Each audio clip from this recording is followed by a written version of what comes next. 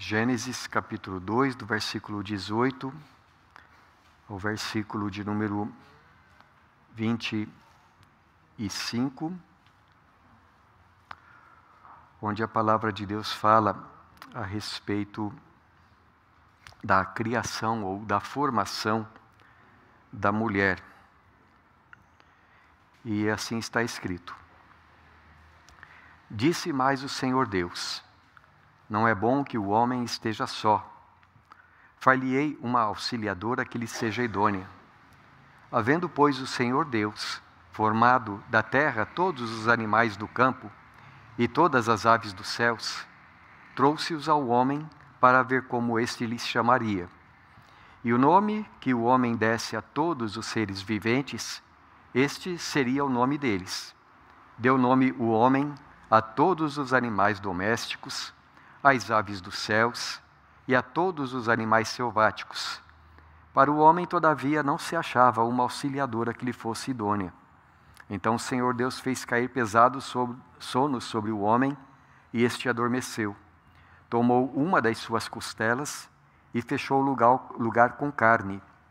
E a costela que o Senhor Deus tomara ao homem, transformou-a numa mulher e lhe a trouxe. E disse o homem: Esta, afinal, é osso dos meus ossos e carne da minha carne. Chamar-se-á varoa, porquanto do varão foi tomada.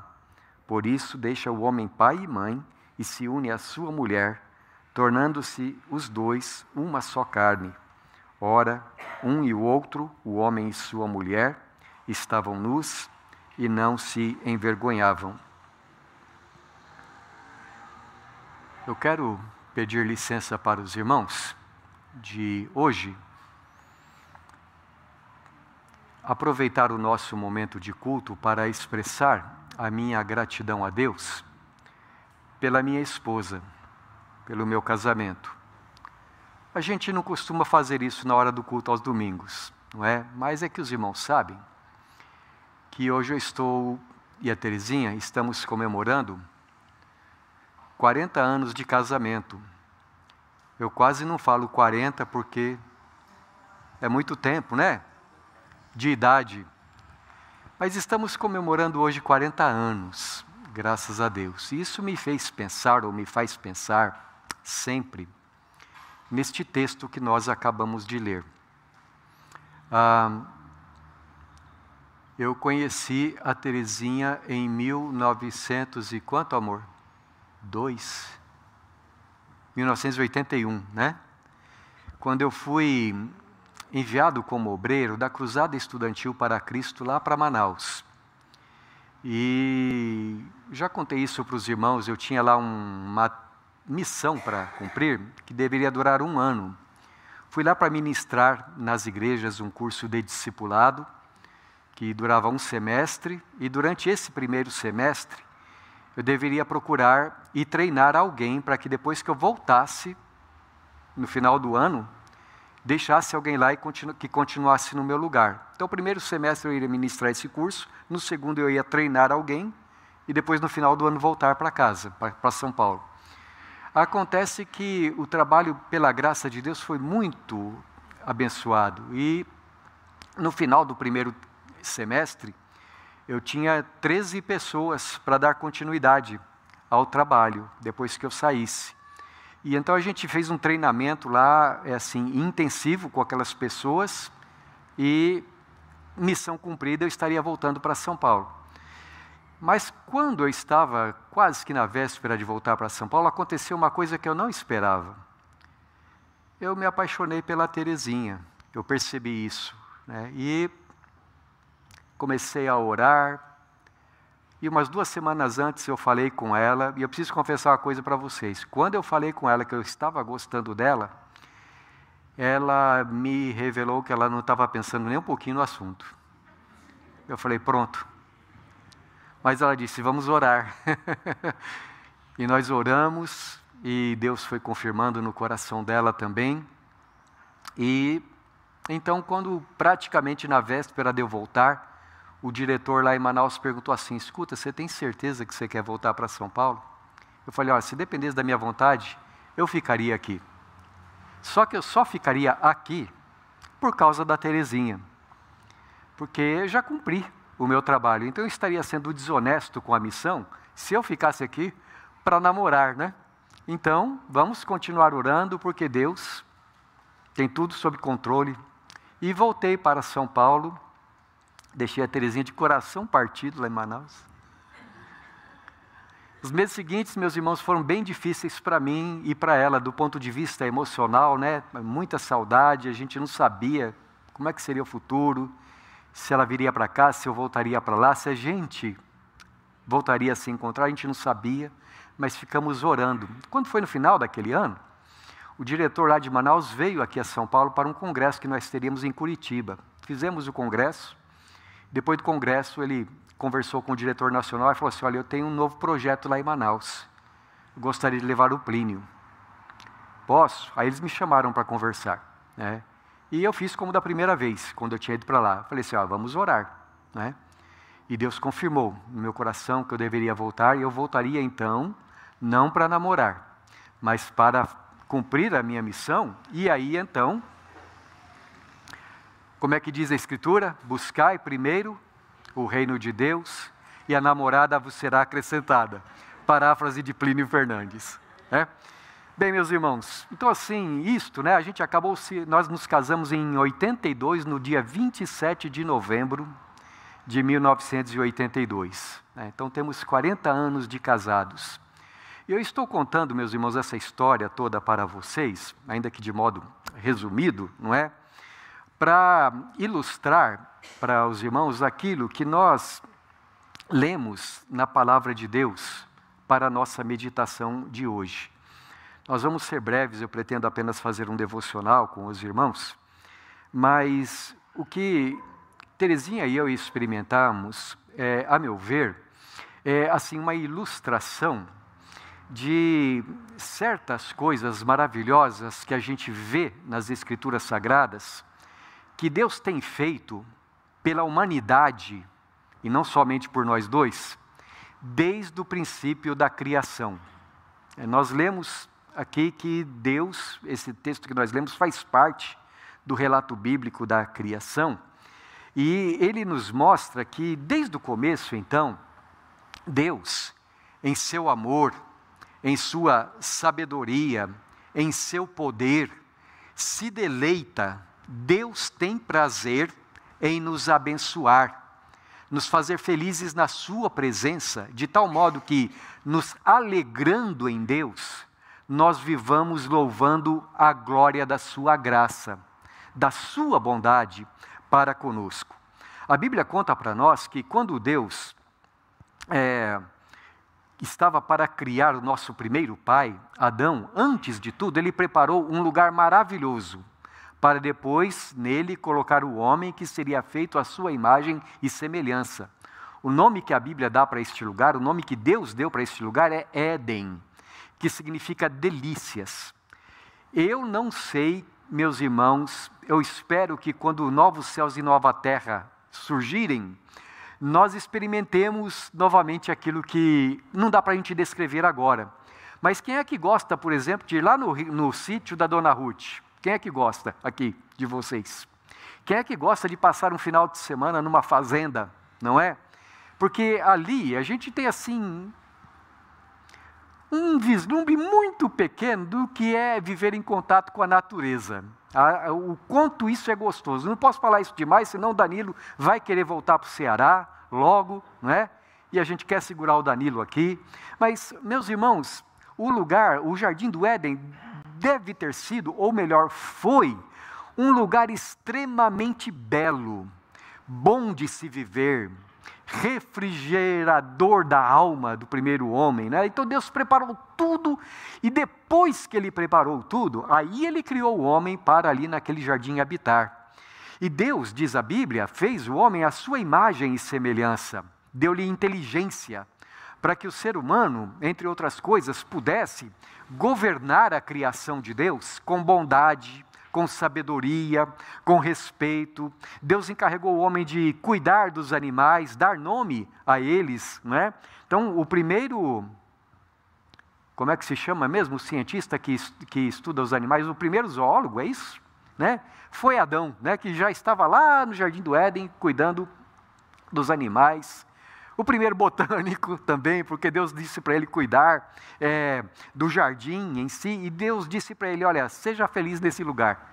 E todo dia de tarde, na viração do dia, diz a Escritura, era momento de o homem estar na presença de Deus, né? Então diz a Escritura que depois que Deus fez o homem, colocou ele no jardim para dele cuidar, para lavrá-lo, para cuidar dos animais, e através disso que a glória de Deus na imagem do homem fosse refletida.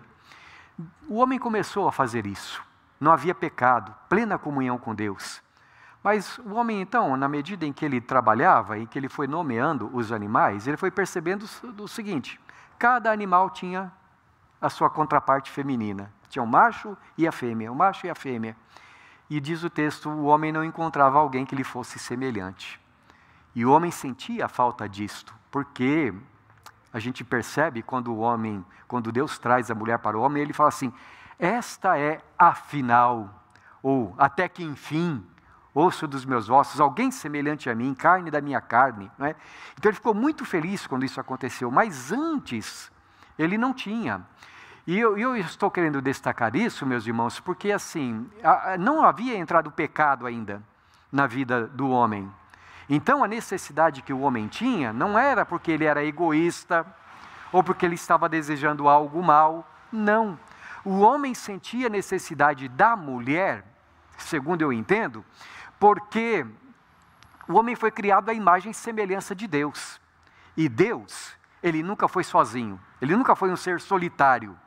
A família santa, a Trindade Santa, é uma Trindade eterna, de comunhão eterna, de amor eterno, digamos assim, uma trindade social. E quando Deus criou o ser humano, também não criou o ser humano para ser solitário, criou o homem à sua imagem e semelhança. Então, Deus nos criou para termos amigos, Deus nos criou para termos irmãos e ter esposa também, não é? Então, assim, a gente precisa enfatizar isso, que o desejo de casar-se não é uma coisa errada, pecaminosa. Ao contrário, faz parte da nossa natureza, conforme Deus nos criou.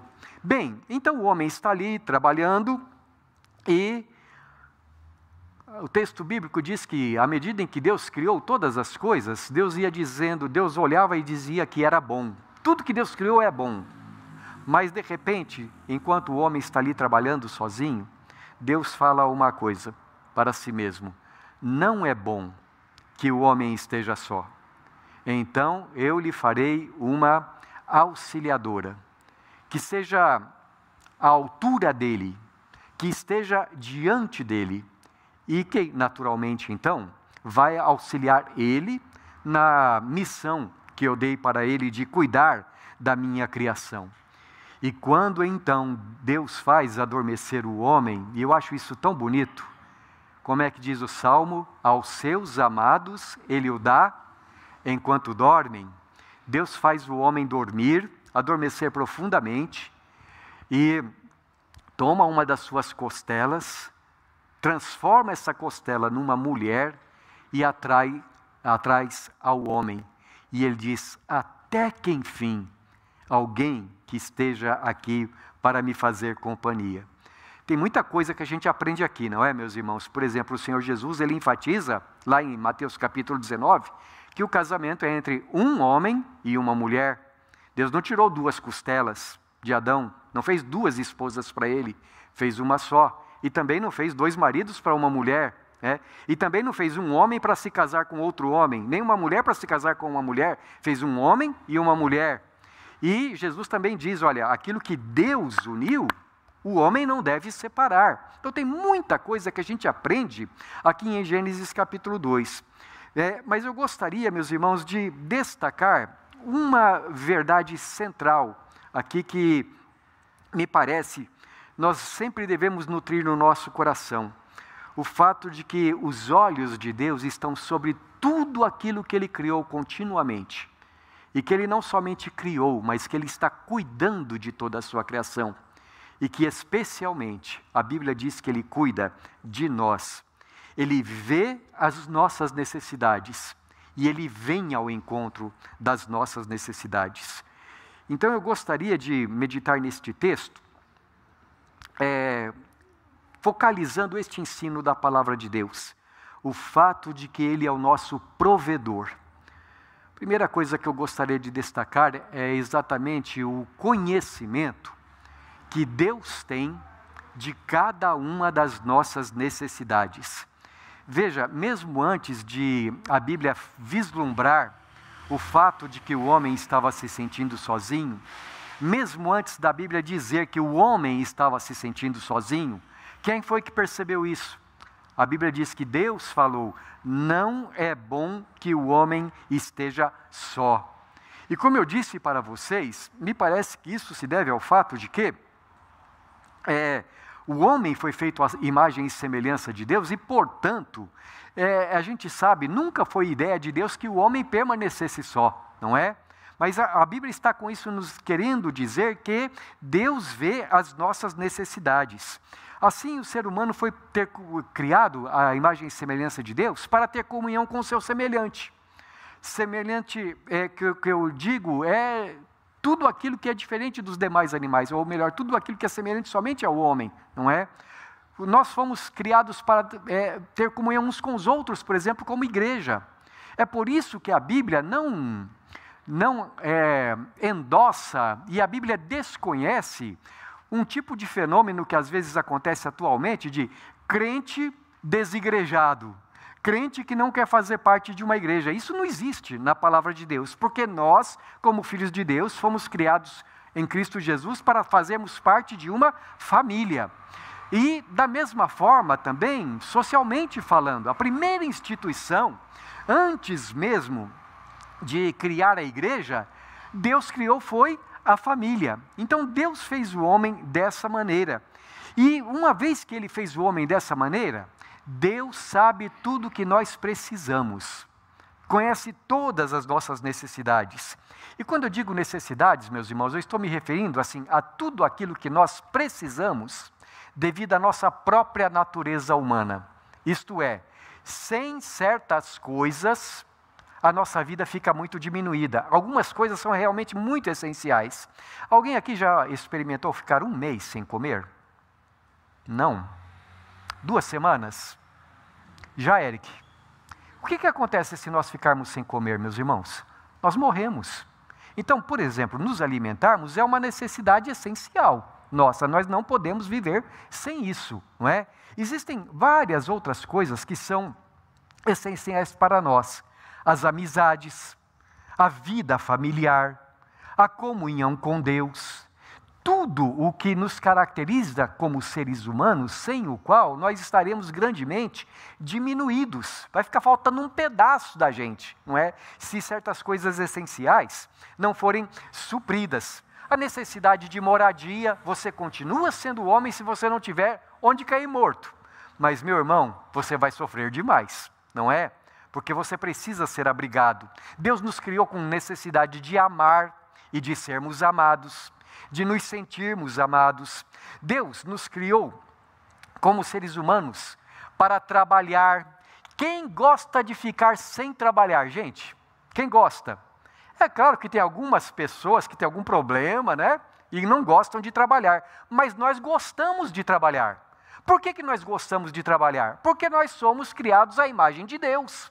Então, seja qual for a nossa atividade profissional, eu estou dizendo isso porque uma vez eu estava falando a respeito deste assunto em um determinado lugar, né, numa igreja, e um irmãozinho lá, um adolescente, estava preocupado. Ele falou: mas eu estou desempregado, então como é que faz?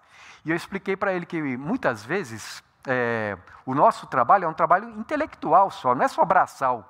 Não é só o mecânico que está lá na fábrica ou o lavrador. Não, mas muitas pessoas trabalham ministrando estudos, e aí o trabalho dele é através dos estudos também, não é? Mas nós fomos feitos para trabalhar. A Bíblia diz: bem-aventurado o homem que teme ao Senhor e anda nos seus caminhos, porque ele vai comer do trabalho das suas mãos. Então essas coisas são essenciais para nós, né? Necessidade de nos vestirmos, nós temos também, e tantas outras.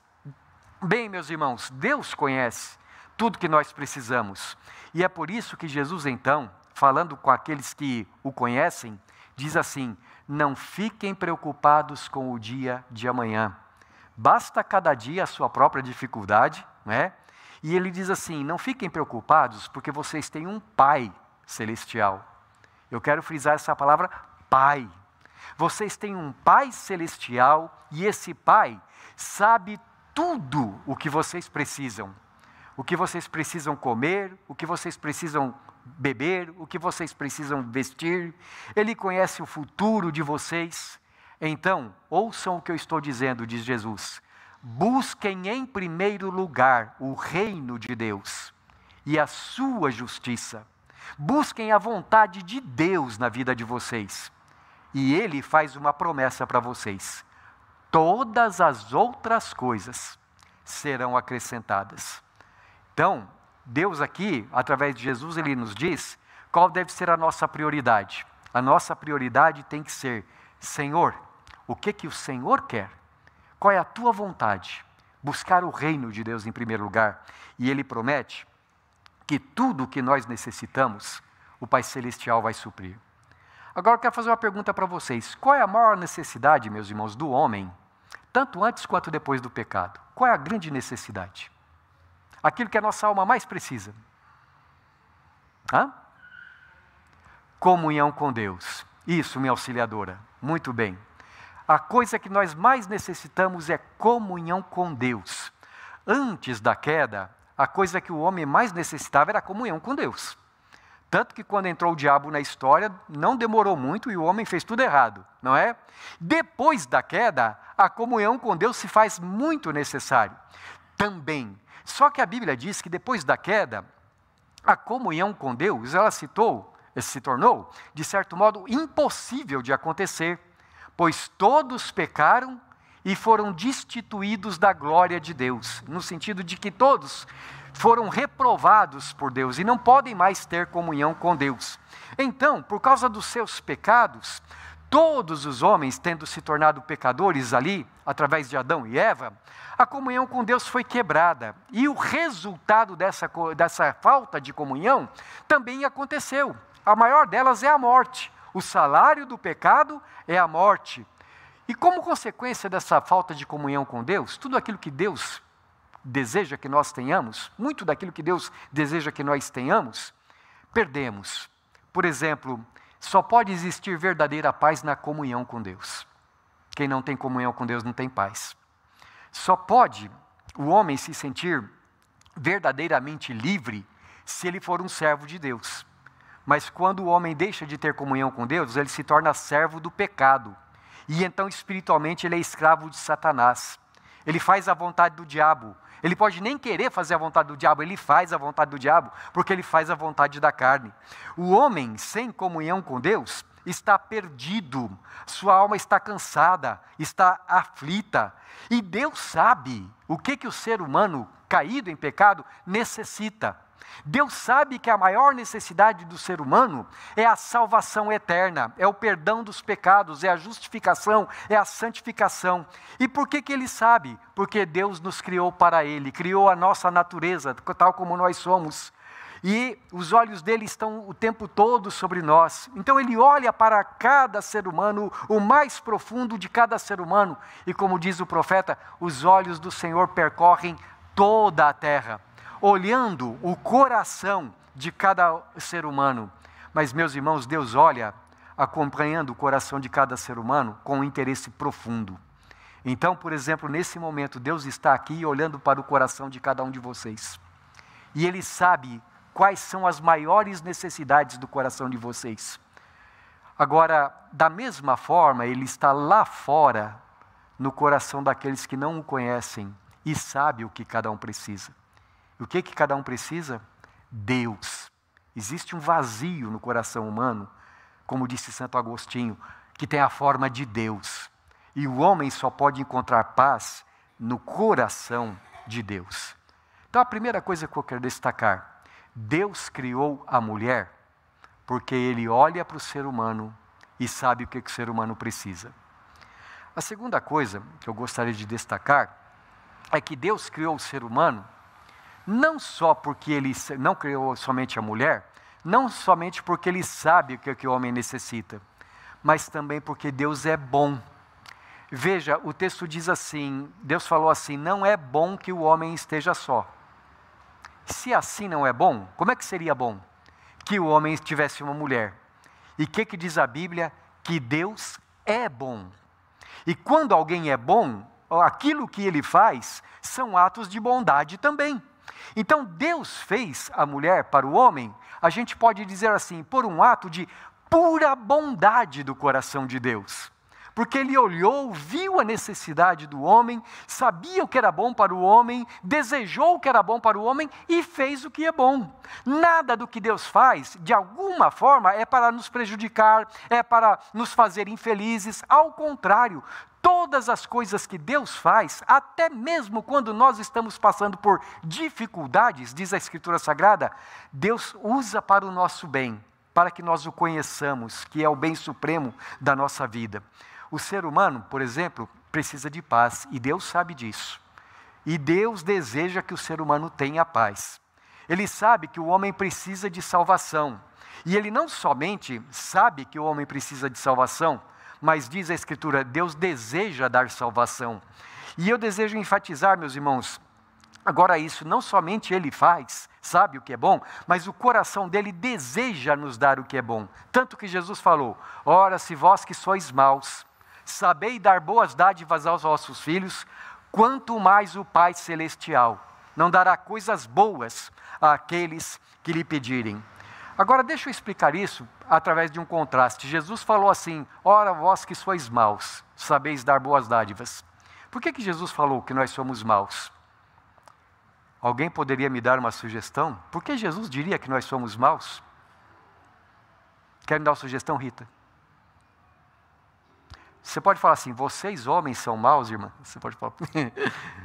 Por que nós, seres humanos, somos maus? Por que Jesus fala isso? Porque, meus irmãos, nós temos um coração terrivelmente corrupto e enganoso. Até quando nós pensamos que somos pessoas muito espirituais. Vocês querem ver um exemplo? A Bíblia conta a respeito de um missionário. Missionário é um homem chamado por Deus para pregar a palavra de Deus. A Bíblia conta de um missionário chamado Jonas. Preciso falar mais alguma coisa? Porque a Bíblia diz que esse missionário não queria ir e pregar. Porque ele foi mandado para uma terra que era de inimigos de Israel. E ele falou assim, não, se eu for lá e pregar, é capaz deles se converterem. E se eles se converterem, pronto, está todo mundo salvo. Está todo mundo salvo naquela cidade. E Jonas não queria ir ali. Por que Jonas fez isso, meus irmãos? Porque Jonas era um ser humano assim como nós, que tem uma inclinação, que tinha uma inclinação natural para o mal. Mas você vê como é que termina a história de Jonas? Deus diz para Jonas, Jonas, você acha que eu não deveria ter compaixão dessa grande cidade de gente perdida, que está indo para o inferno, que eu não deveria desejar a salvação deles? Então Deus, na sua bondade, explica para Jonas que o coração dele é diferente do coração humano. O coração de Deus é pura bondade. E Deus se deleitou em salvar aquela cidade, os ninivitas. O que muitas vezes não acontece conosco, não é? Então Jesus fala, olha, vocês são maus. Mas mesmo sendo maus, quando se trata dos filhos de vocês, vocês sabem dar coisas boas. Olhem para isso e aprendam. O Pai Celestial sempre dará o que é bom para aqueles que precisam. Quero dar um outro exemplo aos irmãos. Por favor, abram lá em Ezequiel capítulo 33. E eu peço que um dos irmãos, por favor, enquanto eu tomo um copo d'água, leiam um versículo 11 para a gente. Ezequiel 33, 11. Tá. A Daniele vai levar o microfone para alguém, tá bom?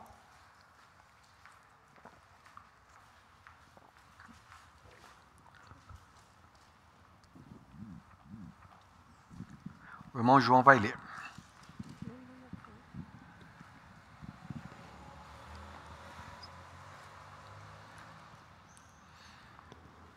Diz-lhes, tão certo como eu vivo, diz o Senhor Deus, não tenho prazer na morte do perverso, mas em que o perverso se converta do seu mau caminho e viva. Convertei-vos convertei-vos dos vossos maus caminhos. Por quê? Pois, porque a vez de morrer, ó casa de Israel. Isso. Veja, meus irmãos, o que está escrito aqui. O que Deus diz que dá prazer ao seu coração.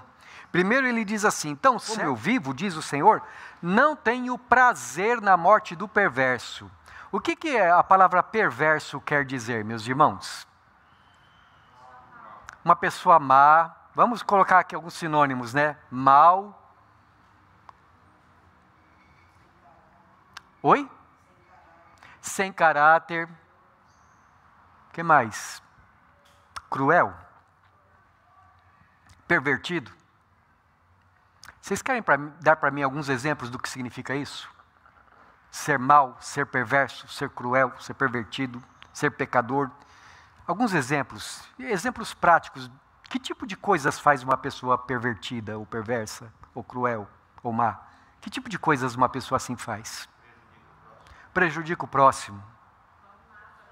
Oi? Mau comportamento. Que se alegra com o mal dos outros. Oi? Dá falso testemunho para o próximo. Mente a respeito do próximo. Deus se alegra na morte do mentiroso? Deus tem prazer na morte. Ladrão é uma pessoa perversa? Deus tem prazer na morte do ladrão? Deus tem prazer na morte do imoral? Deus tem prazer na morte do idólatra? Deus tem prazer na morte do feiticeiro? Deus tem prazer na morte do adúltero? Deus tem prazer na morte do sequestrador? Deus tem prazer em que alguém vá para o inferno? Deus deseja? Isso alegra o coração dele? Qual é o prazer do coração de Deus? Que o perverso se converta e viva. E então Deus fala assim, então você vai morrer para quê? Por quê? Eu não quero que você morra. O que eu desejo é dar vida. Para que Jesus veio? Eu vim para que tenham vida e a tenham em abundância. Ora, se o desejo de Deus é dar aquilo que o ser humano, criado à sua imagem e semelhança, necessita, o maior prazer de Deus é de dar salvação. E aí diz o apóstolo diz o apóstolo João, Deus amou o mundo de tal maneira que deu seu Filho unigênito, para que todo o que nele crê não pereça, mas tenha vida eterna. E o apóstolo Paulo acrescenta, que diremos, pois, estas coisas? Se Deus é por nós, quem será contra nós? Aquele que não poupou o seu próprio Filho, antes por todos nós o entregou, como não nos dará com ele todas as coisas? Então, meus irmãos, a Bíblia diz que Deus não somente conhece as nossas necessidades, mas que Deus também dá provisão para todas as nossas necessidades, sendo que a maior delas é a nossa salvação. E isso, meus irmãos, nos leva a um terceiro ponto aqui. A criação da mulher, ela também é uma ilustração de Deus uma ilustração da providência de Deus para conosco, não é? Quando a Bíblia diz descreve a maneira como Deus criou, eu acho muito bonita. Me parece que foi Santo Agostinho que, comentando esse texto, ele faz um comentário muito interessante a respeito do porquê de Deus ter feito o homem de uma costela, né? Então eu vou ler aqui para vocês o que ele escreveu. Deus não formou a mulher de uma parte da cabeça do homem para que ela dominasse sobre ele. Viu, Marineide? Não foi da cabeça, para você não dominar sobre o seu marido. Deus também não formou a mulher de uma parte dos pés do homem, para ser pisada por ele. Deus também não formou a mulher de uma de suas mãos, para que ela fosse manipulada por ele. Deus também mas do peito, perto do coração, para que seja amada, protegida, cuidada. Eu acho tão linda essa maneira desse homem falar. Para que Deus criou a mulher daqui do lado do peito? Que é para ter um lugar de abrigo, de carinho, de cuidado da parte do homem. Ora, assim como antes da criação do homem, meus irmãos, Deus tinha preparado tudo para a felicidade do homem, ali no jardim do Éden, para que o homem trabalhasse, para que o homem fosse feliz, para que o homem tivesse comunhão com ele. Assim como depois da criação, o Senhor tomou uma das costelas, formou a mulher para a felicidade do homem e para a felicidade dela também. Assim como depois da entrada do pecado e da malícia do mundo, o Senhor também preparou vestimentas para os nossos primeiros pais. O Senhor continua a cada dia, diz a Escritura, cuidando das nossas necessidades. Como diz o profeta Isaías, toda a terra está cheia da glória do Senhor. E como é que a gente leu no começo do nosso culto? Ele dá o seu sol para justos e injustos, dá a sua chuva para os bons e para os maus. Ele nos dá alimentação, nos dá vestuário, nos dá moradia. Você é casado? Quem é que te deu a esposa? Como é que diz a Escritura? O homem que acha uma esposa achou. O irmão Antônio sabe essa de cor, né, irmão Antônio? Porque esse foi o versículo do casamento dele, né, irmão Antônio? O homem que achou uma esposa achou o bem e alcançou a benevolência do Senhor. Você tem filhos? Quem é que te deu os filhos? Herança do Senhor são os filhos. O fruto do ventre, o seu galardão. Você está numa igreja? Você é membro de uma igreja? Quem foi que batizou você como membro da igreja? Todos nós fomos batizados em um corpo, pelo mesmo Espírito que nos foi outorgado. Você trabalha? Bem-aventurado o homem que teme ao Senhor, que anda nos seus caminhos, pois do trabalho das suas mãos comerás, e tu te irá bem. Você é crente em Jesus? Por que você é crente? Pela graça sois salvos mediante a fé. Isto não vem de vós, é dom de Deus. Em outras palavras, meus irmãos, o que a gente tem na nossa vida que não é a graça de Deus, que não é a bondade de Deus, que não é o cuidado de Deus para conosco? O que nós podemos dizer à vista dessas coisas? Pergunta o apóstolo Paulo. Se Deus é por nós, quem será contra nós? E aqui, meus irmãos, nós temos uma das maiores afirmações, uma das mais claras afirmações do Espírito Santo a respeito do cuidado providencial que Ele tem para conosco. É que Ele nos deu Jesus. E se Ele deu Jesus, que é o de mais precioso que havia no coração de Deus, diz o apóstolo Paulo, juntamente com Jesus, Deus também nos dará todas as outras coisas. Porque como diz aquele cântico antigo, quem tem Jesus, tem tudo. Quem não tem Jesus, pode ter todas as coisas do mundo, mas não tem nada, porque Jesus é a nossa maior necessidade. Irmãos, vamos concluir a nossa meditação. Eu queria que você pensasse um pouco em como é grande a bondade de Deus para com você. Deus fez alguma coisa errada na tua vida? Deus alguma vez te maltratou? Pensa nas coisas que você tem, ou mesmo que as coisas que você não tem. Pensa um pouco. O quanto Deus tem sido bondoso para com você.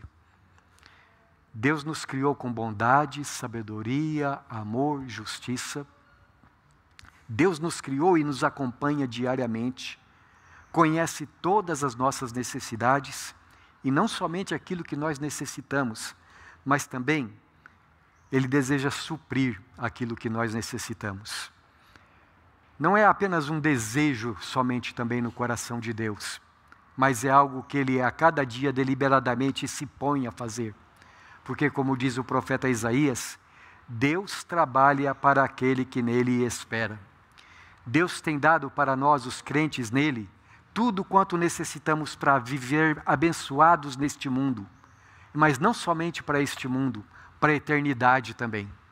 Agora, talvez você fale assim, mas pastor, eu não sou casado. Deixa eu dizer uma coisa para você, se você não for casado, Das duas, uma. Ou Deus vai te dar uma esposa, que nem Ele deu para mim, ou então Ele vai te dar a capacidade para ficar solteiro. Não é? E seja qual for a situação, você tem algo que outro ser humano que não tem Deus não tem.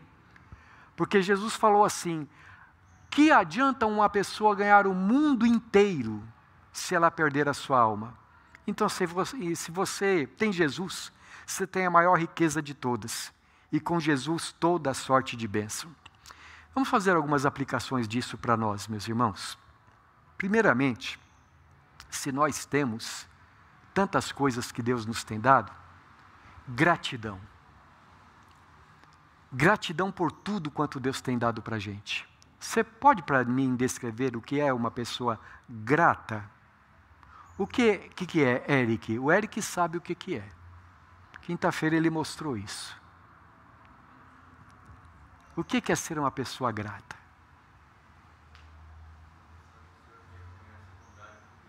Uma pessoa que reconhece a bondade de Deus. Agradeça ao irmão Ernesto de ter te ajudado. Quinta-feira o Eric veio aqui à frente e falou assim, eu tenho a melhor mãe do mundo. Eu discordo do Eric, porque a melhor mãe do mundo é a minha. Mas eu achei tão bonito o Eric fazer isso, ele vir aqui e falar, eu quero agradecer a Deus, porque eu tenho a melhor mãe do mundo. Quais as coisas que você tem? As pessoas que você tem? O que é uma pessoa ingrata? Como é que é? Que não reconhece. A pessoa grata, ela agradece, ela louva. A pessoa ingrata, ela reclama. Ela nunca está satisfeita com nada. Ela não está satisfeita com a esposa que Deus lhe deu. Não está satisfeita com os filhos que Deus lhe deu. Não está satisfeita com o seu pão de cada dia. Ela não está satisfeita com o seu Palio 2004. Ela não está satisfeita com o que mais? Com a sua igreja. Né? Para ela nada presta. Para ela nada está bom. A pessoa grata é uma pessoa de alma leve, de espírito leve. E Paulo, na carta aos Filipenses, diz que quando nós somos gratos, nós somos como luz nesse mundo de trevas. Uma pessoa grata, uma pessoa que brilha no mundo lá fora e que glorifica a Deus através do seu brilhar. Né? Porque ela é uma pessoa satisfeita, é uma pessoa que diz assim, o Senhor é o meu pastor, nada me faltará, porque eu tenho Jesus, eu tenho tudo. Então, primeiro, sejamos gratos por tudo, pelo trabalho, pelos amigos, pela família, pela esposa, pelo marido, pelos filhos, pelos pais. Sejamos muito gratos a Deus. Acima de tudo, sejamos gratos a Deus por Jesus Cristo. Sejamos gratos a Deus pela nossa igreja, irmãos. Irmãos, como eu me entristeço quando eu vejo alguém reclamando da igreja. De quem que é a igreja mesmo? Olha, é como eu costumo ilustrar para vocês, eu tenho a Terezinha tem defeitos, eu sei, e o marido dela também tem defeitos, ela sabe, mas não venha me falar mal da Terezinha, sabe por quê? Porque ela é minha esposa, e eu não gosto que fale mal dela. Jesus não gosta que fale mal da igreja, a igreja é dele, a esposa dele, e nenhum ser humano tem o direito de falar da igreja de Jesus. Quem é que está trabalhando na igreja e vai aperfeiçoá-la até aquele dia? Como eu fico triste de ver aí certos intelectuais evangélicos que falam mal da igreja. Não, não pode. Como é que diz Romanos capítulo 14? Quem és tu que julgas a teu irmão? Para o Senhor ele está em pé ou cai. Então deixa ele com Jesus, não é? Então sejamos gratos pela nossa igreja. Sejamos gratos pela Bíblia, meus irmãos. Que coisa maravilhosa nós temos na mão, a palavra de Deus. Sejamos gratos por tudo o que Deus tem proporcionado para a nossa alegria. Segundo, além de sermos gratos, e nós só podemos ser gratos se nós fazemos essa outra coisa, deleitarmos-nos em todas as coisas que Deus nos tem dado. Então, por exemplo, eu estou vendo ali o Eric se deleitar na mãe dele. Não é se deitar, é que eu vi ele beijando a mão da mãe dele, não é? O que ele está falando, o que ele está fazendo é curtindo a mãe dele. Ah, mãezinha, minha mãezinha querida. Deleite-se na sua família. Curta a vida familiar, porque é uma maneira de você ser grato, não é? Ou melhor, você só vai ser grato se você se deleitar. Então, curta a sua família, viva as alegrias da vida familiar. Deleite-se na igreja. Deus deu essa igreja para você vir, ser abençoado, abençoar. Então, participe da igreja, aproveite o que Deus tem dado para você. Esta semana eu vi um pastor, eu até recomendo para os irmãos, deve ter no YouTube aí um trechinho de um pastor chamado José ou Josué Gonçalves, uma coisa assim. E ele estava falando, né? Agora eu vou aproveitar, vou me deleitar na pregação do outro pastor. Ele estava falando assim, que chegou o rico lá no inferno, e lá no inferno é que o rico foi pensar na família dele. E o pastor então dizia mais ou menos assim, tem gente que não aproveita a família enquanto está aqui. E a gente nunca sabe quando é o dia que vai ser o último dia que a gente vai sair de casa e não voltar.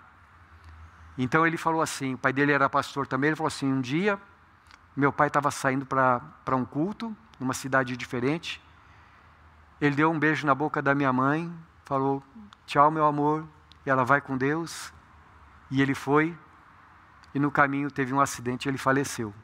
E foi acordar nos braços de Deus. Já pensou se aquele homem tivesse saído de casa brigado com a esposa? Como seria? Então a gente precisa aproveitar cada dia que Deus nos dá para nos deleitarmos nas coisas que Ele deu. Porque a vida familiar é uma coisa boa, é para a gente aproveitar. Porque a igreja é para aproveitar. Porque o trabalho é para aproveitar.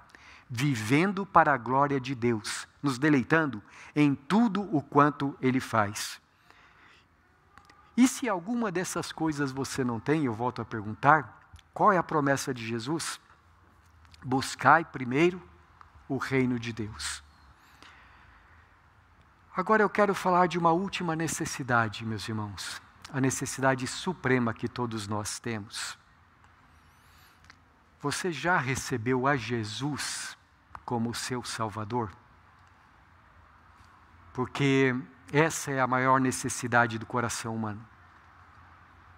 Como diz o cântico, quem tem Jesus tem tudo, quem não tem nada. Que adianta o homem ganhar o mundo inteiro e perder a sua alma? Então a primeira coisa, a mais importante de todas, o apóstolo João escreve assim, quem tem Jesus, o Filho de Deus, tem a vida eterna. Aquele que não tem o Filho de Deus, não tem a vida. E se você não tem Jesus, não é difícil encontrá-lo, porque Jesus faz essas promessas na sua palavra. Ele diz assim, por exemplo, onde quer que o Evangelho esteja sendo pregado, ali eu estou convosco todos os dias, até a consumação do século. Jesus habita no céu, mas a palavra de quem está sendo pregada aqui hoje? De Jesus. Então onde é que Ele está também? Ele está aqui. Se você ainda não tem Jesus no seu coração, hoje é dia de você receber. É tempo oportuno. É tempo de você abrir o seu coração e dizer, Jesus, eu quero ter o Senhor como meu Salvador, como meu Deus.